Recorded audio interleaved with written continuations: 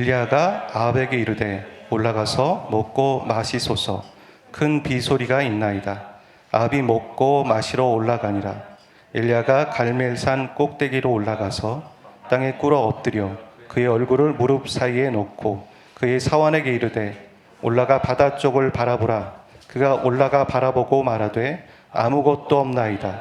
이르되 7번까지 다시 가라. 7번째 이르러서는 그가 말하되 바다에서 사람의 손만한 작은 구름이 일어나나이다. 이르되 올라가 아합에게로 말하기를 비에 막히지 아니하도록 마차를 갖추고 내려가소서 하라 하니라.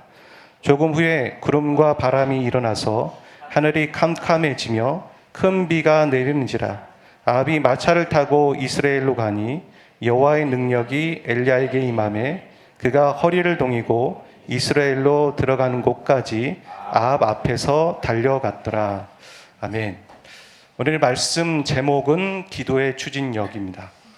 여러분, 그 자연계에 존재하는 광물 중에 가장 단단하고 강력한이 아니죠, 단단한 그런 광물이 있습니다. 그걸 뭐라고 하냐면 금강석이라고 얘기합니다. 이 금강석은 주성분이 탄소로 되어져 있는 것입니다. 그냥 갑자기 만들어지는 것이 아니고 모든 광물은 오랜 시간을 거쳐서 압력으로 인해서 만들어지겠죠. 그래서 슈퍼맨이 예전에 자기 여친에게 이 프로포즈를 하기 위해서 날아가다가 석탄이 있는 곳에 갑니다. 석탄에 잠시만요 하고선 석탄을 자기 손을 꽉 눌러가지고 뭘 만듭니까? 보석을 만드는 거죠. 그게 금강석이었습니다. 그리고 어떤 걸로도 이거를 깰 수가 없죠. 이걸 사람들은 보석으로 만듭니다. 그걸 뭐라고 얘기하냐면 다이아몬드라고 합니다. 사람들이 왜 보석 중에 가장 최고의 가치가 되는 보석을 다이아몬드로 할까? 그건 바로 잘 변하지 않기 때문입니다. 그런 것처럼 내가 당신을 향한 어떤 마음은 변하지 않을 거야. 이렇게 얘기하면서 이렇게 반지를 만들어주는 게 다이아몬드가 되는 것이죠. 이렇게 세상에서도 변하지 않는 것들에 대해서 가치를 높게 여기는 것처럼 우리 인생에서도 이 믿음은 변하지 않습니다. 물론 우리의 마음이 왔다 갔다 하고 그 믿음이 변하긴 하겠지만 우리가 한 번 믿은 그 예수 그리스도를 향한 믿음 때문에 이 믿음의 약속을 믿고 있는 우리를 통해서 하나님은 우리를 구원하신다는 거죠. 그래서 그 믿음은 변하지 않는 것입니다. 우리 지난 시간에 봤던 말씀 중에 이런 말씀이 있었죠. 내 믿음이 떨어지지 않기를 위해.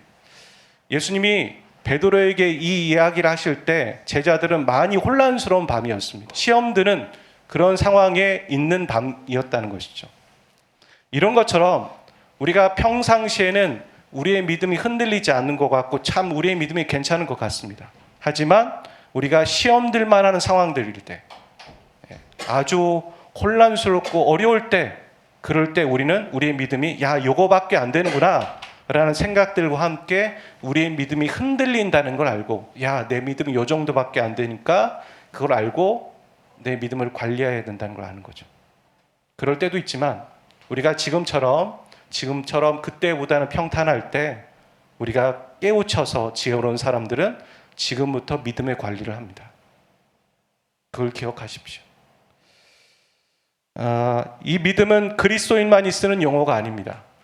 다른 타종교에서도 또 우리의 삶에서도 나를 믿어 이렇게도 얘기하고 여러분 믿음이 필요합니다 라고 하고 어떤 신도들에게 그런 얘기들 하는 것이죠.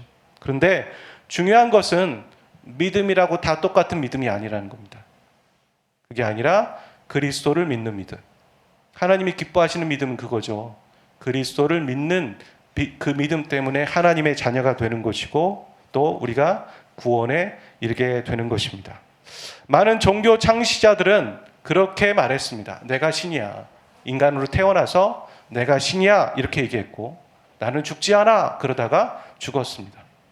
그런데 예수님은 인간으로 조용하게 겸손하게 태어나셨고 본인을 증거하는 것이 아니라 하나님을 증거하셨습니다. 그러다 죽으셨습니다. 그런데 신기한 건 그분은 죽음을 이기셔서 부활하셨다는 거죠. 여러분 둘을 따져봤을 때 어떤 분이 진짜일까요? 누가 봐도 그 죽음을 이기신 그분이 진짜라는 걸 알 수 있습니다. 우리는 성경에 그렇게 말하죠. 그 죽음이라는 것은 죄와 연결되어 있다. 결국엔 많은 종교 창시자들은 그 죽음을 이기지 못했다는 건 죄의 문제를 해결하지 못하고 죽은 겁니다. 근데 예수님은 공공연하게 내가 죄의 문제를 해결하러 왔다라고 얘기해놓고 죽었지만 부활하셨습니다. 할렐루야. 그래서 그분이 하나님이신 겁니다. 어떻게 예수님이 하나님이신가? 어떻게 예수님이 신이신가? 그 예수님이 죽음을 이기셨기 때문에, 그 부활 때문에 그 예수님이 하나님이시라는 걸 알게 되는 것입니다.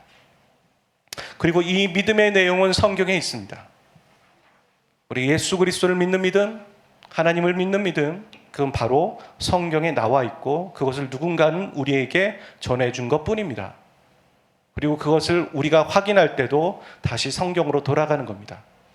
그래서 믿음은 들음에서 나고 그 들음의 질은 바로 그리스도의 말씀, 그리스도에 대한 말씀이든 그리스도가 전한 말씀이든 그리스도가 나에게 직접 하는 말씀이든 그리스도의 말씀을 들을 때 비로소 믿음이 생기고 믿음의 관리가 있으며 믿음의 성장이 있는 것이죠.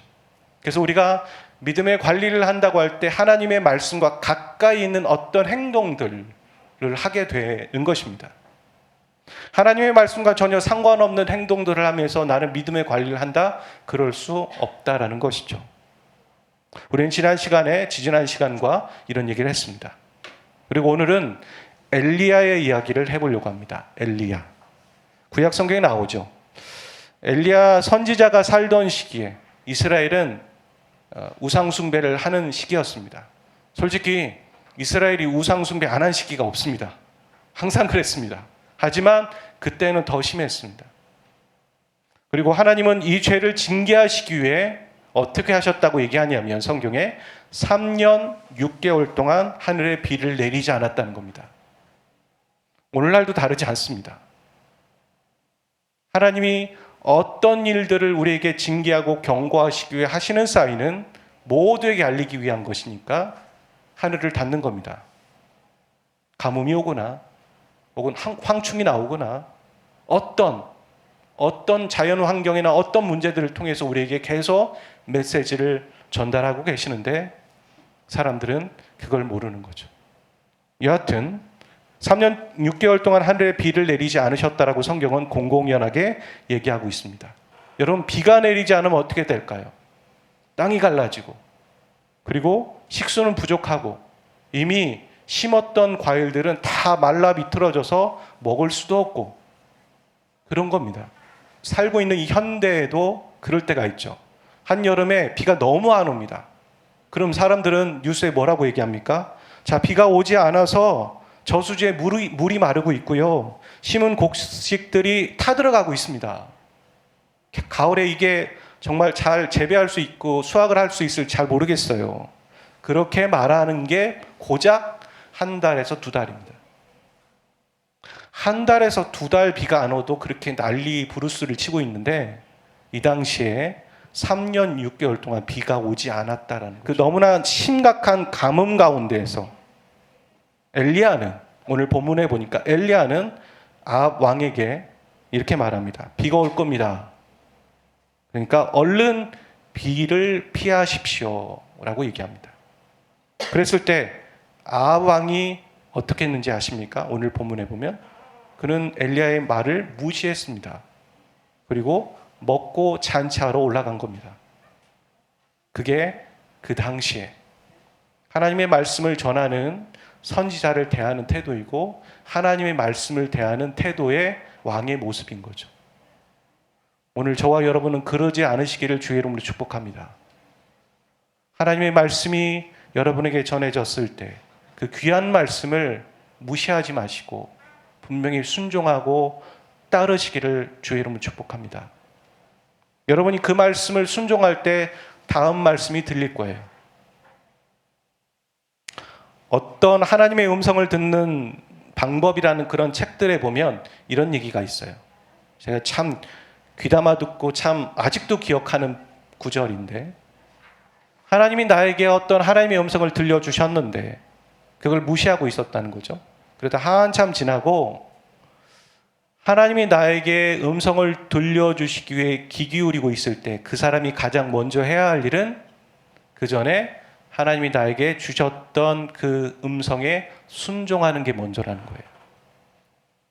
새로운 하나님의 음성을 듣는 게 먼저가 아니라 먼저 이미 하셨던 말씀을 순종하는 것, 그걸 먼저 하고 새로운 하나님의 음성을 듣고자 해야 된다라고 얘기했습니다. 참 공감이 되는 얘기입니다. 그런 것처럼 여러분 각자에게 주셨던 하나님의 음성과 또 하나님이 나에게 이런 일들을 하신다라는 어떤 것들이 부인할 수 없는 것들이 있을 때 그걸 먼저 순종하십시오.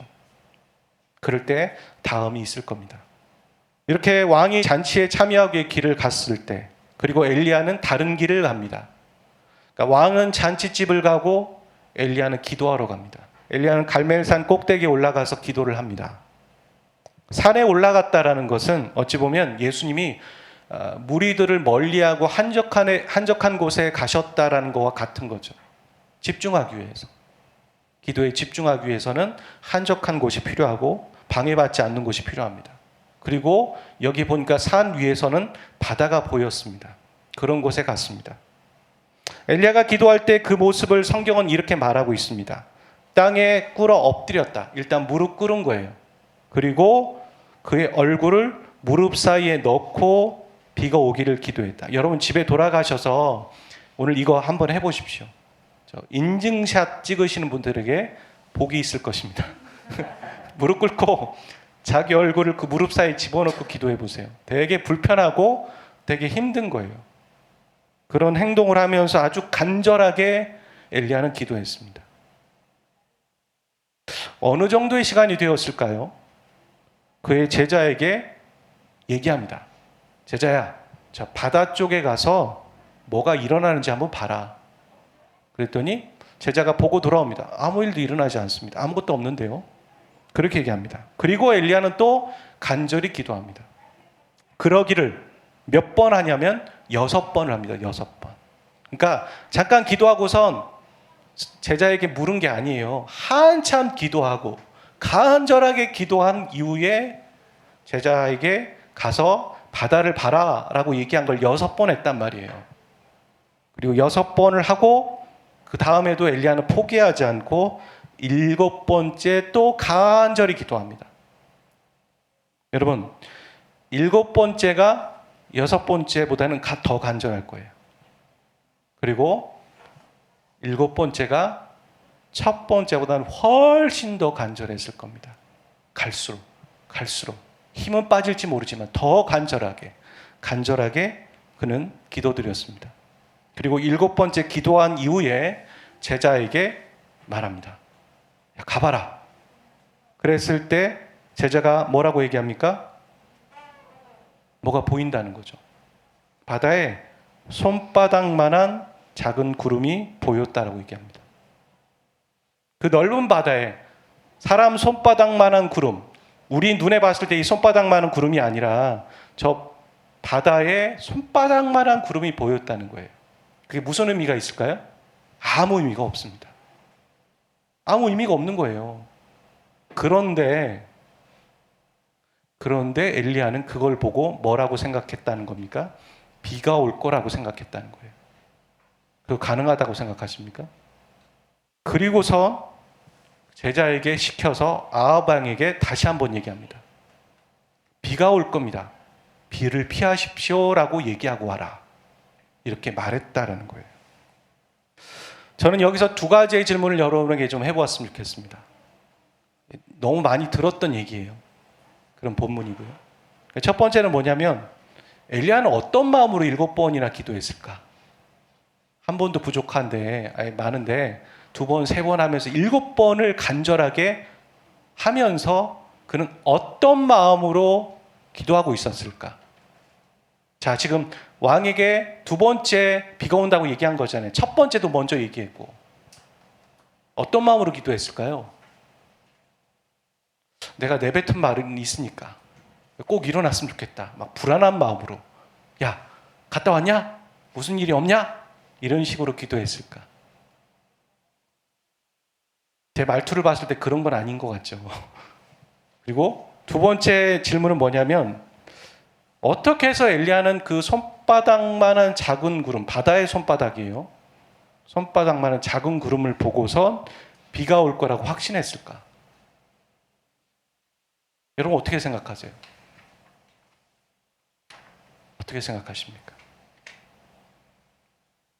열왕기상 18장 1절 말씀 한번 읽어보도록 하겠습니다.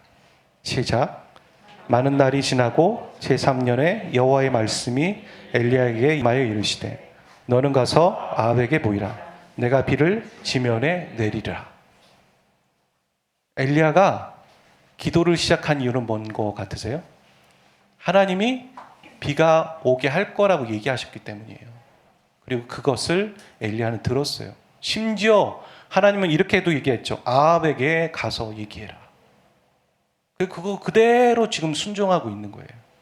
말씀을 먼저 듣고 그의 그 지금 순종하는 과정 가운데 지금 엘리야는 있는 겁니다. 들었기 때문에 기도하다가 손바닥만한 구름을 보고 그게 하나님의 사인이라는 걸 안 거예요. 그러니까 엘리야는 지금 그 사인을 기다리고 있었던 거예요. 기도하면서 그럼 조급했고 불안했을까요? 자기가 한 말이 있으니까? 자기가 한 말이 아니잖아요. 하나님이 얘기하셨고 하나님이 얘기하신 것에 순종했을 뿐이잖아요. 자기는 기다리면 돼요. 하나님의 때를. 그게 바로 7번의 기도예요. 그 때를 기다리기 위해서 자기가 나서지 않기 위해 때를 기다리기 위해 기다리는 게 7번이었다고요. 그러면서 손바닥만한 작은 구름을 보고 알았습니다. 여러분, 엘리야의 제자는 그게 비가 올 거라는 사인이라는 걸 알았을까요? 어떻게 생각하세요? 몰랐죠. 엘리야만 들었잖아요. 그러니까 엘리야와 하나님은 아는 얘기예요. 우리가 하나님의 말씀을 들은 사람과 하나님은 아는 얘기입니다. 하지만 그 하나님의 말씀을 못 들은 믿지 않는 자와 혹은 믿는 자들 가운데 그 하나님의 말씀을 듣지 않은 자들은 모르는 얘기예요. 이해할 수 없는 얘기. 그거에 의연한 태도를 가지세요. 다 그런 거예요. 모르고 그냥 행동하는 거예요. 모르고 엘리야의 말에 순종할 뿐이에요, 제자는. 하지만 엘리야와 하나님은 아는 얘기예요. 그래서 그렇게 반응할 수 있는 거예요. 말씀을 들었을 때 믿음이 생기는 겁니다. 그리고 믿음이 생겼을 때 기도할 수 있는 거예요. 여기서 중요한 걸 알게 되죠. 말씀을 듣고 믿음으로 살아가는 사람에게 기도는 뭡니까? 하나님의 때를 알아가는 통로라는 거예요. 하나님의 때를 알아가는 통로. 기도는 어떤 때는 우리 어떻습니까? 회개의 통로예요. 기도로 회개하잖아요. 그리고 기도는 찬양의 통로예요. 기도 자체로도 찬양할 수 있잖아요. 꼭 가사를 붙여서 혹은 멜로디를 붙여야지만 찬양이 아니라고 제가 말씀드렸잖아요. 기도로도 찬양할 수 있습니다. 그리고 기도는 또한 하나님의 때를 알아가는 과정입니다. 엘리야가 그랬습니다. 기도를 통해 우리는 이미 들은 하나님의 말씀이 이루어지는 걸 기다리는 거예요. 그러면 이런 생각이 들죠. 왜 기도합니까? 하나님은 하시겠다고 했고 비를 내리시겠다고 했으면 비를 내리겠지. 나는 내가 살 길을 살아가면 되는 거지. 그렇잖아요. 많은 사람들이 여기에 딜레마가 있죠. 하나님이 다 하신다며 왜 우리는 기도해? 이런 얘기를 하는 거죠. 하나님이 비가 올 것을 알리셨다면 엘리야는 그가 해야 할 일이 있었던 거예요. 뭐냐면 야고보서 5장 17절에 이 엘리야에 대한 얘기를 또 하고 있어요. 야고보서에서는. 읽어보죠. 시작.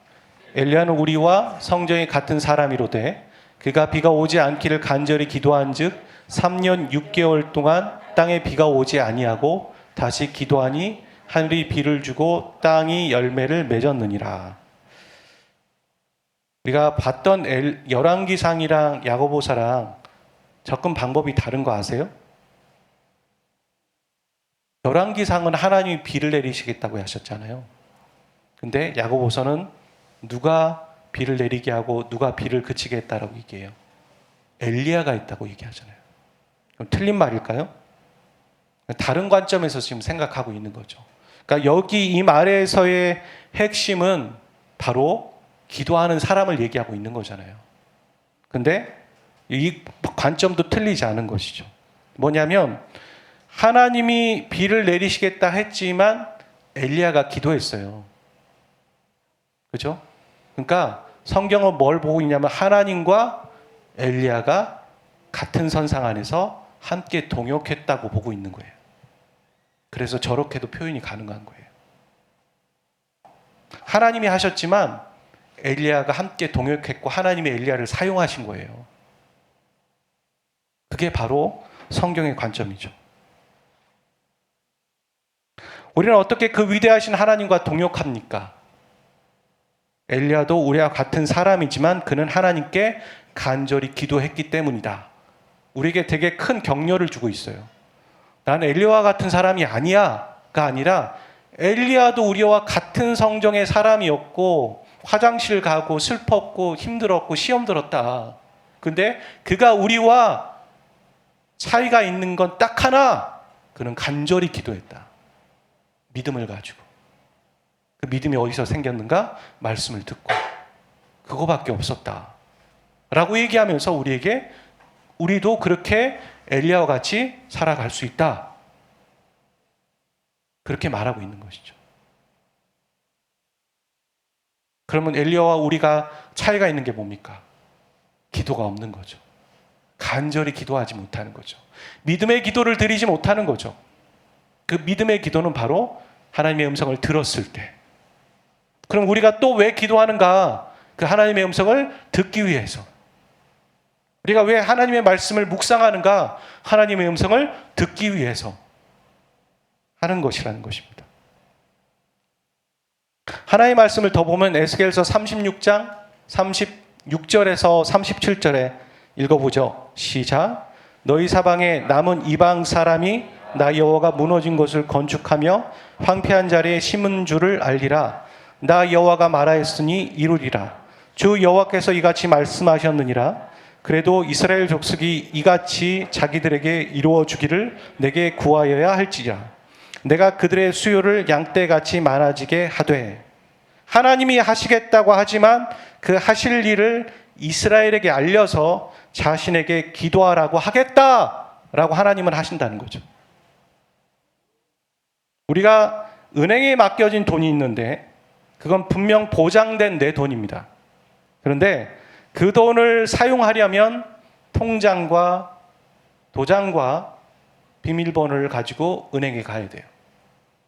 그리고 출금 내역서를 쓰죠. 금액을 쓰고 금액을 표기한 다음에 도장을 딱 찍습니다. 그랬을 때 비로소 그 돈이 내 손 안에 주어지게 되는 것이에요. 이처럼 돈을 찾을 때의 절차가 필요한 거죠. 똑같습니다. 영적인 절차가 있다는 거죠. 영적인 세계에서도. 이 기도라는 절차를 통해 우리는 어떻게 합니까? 하나님과 동역하는 거예요. 제가 지난 시간에 말씀드렸죠. 데이즘. 하나님은 모든 걸 만들어 놓고 뒷짐지고 계시지 않다. 오히려 하나님은 인간의 역사 가운데 개입하고 계시다. 철저하게 개입하고 계시다. 그래서 그분의 역사다라는 걸 하나님은 다니엘서를 통해서도 얘기하고 계시다. 바벨론이라는 나라가 이스라엘을 멸망시켰으니까 하나님은 없으신 것 같지? 아니야. 그것도 하나님의 계획 중에 하나야. 그리고 돌아올 거야. 그것도 하나님의 계획이야. 아주 철저하게 하나님 집요하게 모든 것들을 꾸며가고 계획하고 계시다. 그래서 전도서는 그때를 알아가는 것이 인간의 본분이다. 그리고 그것을 누리는 것. 참 메시지가 이어지죠. 그런 것처럼 하나님 우리와 함께 동역하기를 원하신다는 거예요. 우리가 어떤 공동체 안에 어떤 사람 안에 갈라진 틈을 보게 됩니다. 저 사람 저게 참 안타깝다. 왜 저렇게밖에 못 살까? 왜 이 공동체에 이런 게 안 돼 있을까? 하나님 그걸 보게 하시는 이유가 있어요. 비판하라고 보게 하는 게 아니에요. 기도하라고 보게 하시는 거예요. 다른 사람의 눈에는 안 보이는데 내 눈에 보일 때가 있거든요. 기도하라는 거예요. 기도로 나와 동역하자. 그렇게 말씀하시는데 우리는 마치 비가 오지 않는 것이 하나님의 사인인 걸 모르는 것처럼 그것을 비판만 하고 있는 거예요. 그게 하나님의 사인인데 동역하자라고 얘기하고 계시는데, 기도는 하나님과 동역하는 절차입니다. 그리고 그 기도의 절차를 통해 우리는 어떤 일이 생깁니까? 우리의 믿음이 연단되어지고 믿음의 큰 소유자가 되는 것이죠. 하나님은 에스겔서에서 에스겔에게 그런 얘기를 하잖아요. 인자야, 이 뼈가 살 수 있겠느냐? 왜 물으세요? 본인이 하실 거면서. 그리고 인자야, 태어나기를 이 뼈에 생기가 부러지기를 위해 선포해라, 태어내라, 이렇게 말씀하세요. 왜요? 본인이 하시면 되지. 그게 동역이에요. 동시에 하나님은 하나님의 일을 하실 때 하나님의 믿음을 갖고 있는 자들을 통해서 일하세요. 그게 하나님의 절차예요. 그래서 믿음을 항상 보세요. 혈루병 앓은 여인을 보시면서 그 여인이 고쳐졌을 때 뭐라고 얘기하십니까? 네 믿음이 너를 구원했다라고 얘기해요. 내 믿음 아니고 네가 나에게 보여준 그 믿음 때문에 네가 구원을 받았다라고 얘기하는 거예요. 금강석처럼 우리의 믿음은 결코 없어지지 않아요. 마지막 때가 되면 하나님이 우리에게 각자에게 물으세요. 너는 뭘 믿고 있니? 너는 뭘 믿고 내 앞에 왔니? 어떤 믿음으로 살았니? 그거 보실 거예요.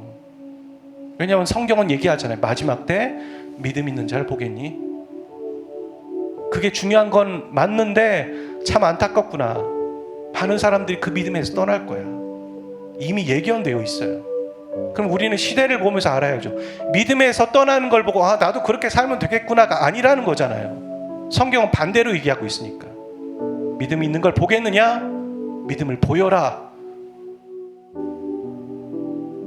자, 이제 여기까지야 객관적이지만 그 다음부터는 우리의 숙제예요. 이걸 내 삶에 어떻게 적용할 것인가. 여러분 기도하세요. 적용의 실력이 깊어지길 위해.